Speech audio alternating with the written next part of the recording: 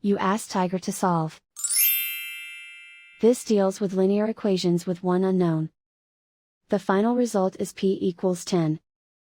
Let's solve it step by step. Swap sides.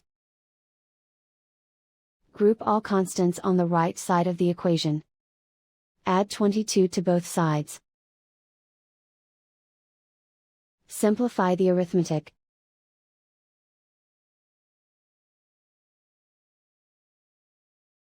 Isolate the p. Divide both sides by 6. Simplify the fraction.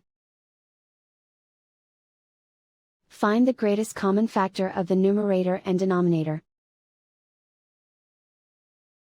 Factor out and cancel the greatest common factor.